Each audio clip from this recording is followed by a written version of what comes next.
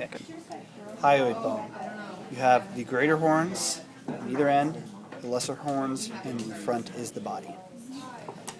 Then you go to the sternum.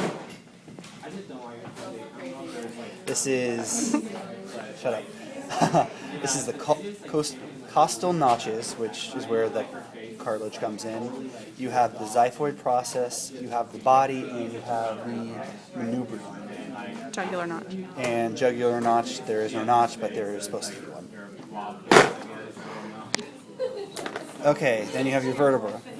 You have the first cervical vertebra, also known as the atlas. It has a very short spinous process. All cervical vertebra have on the transverse process have transverse foramen, and this, yeah. So it's the there's no body. So transverse process. This is, yeah, for that. That's good. This is the C2 or the axis. You have the spinous process. You have the lamina, which is the area between the spinous process and the transverse process.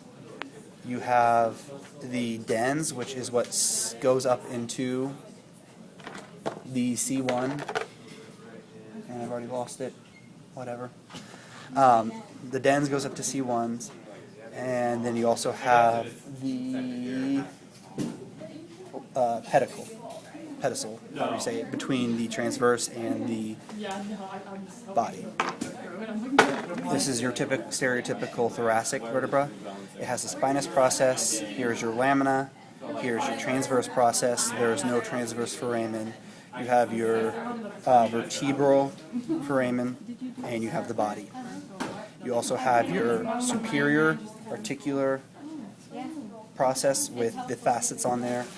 And you have the superior articular process with the facets.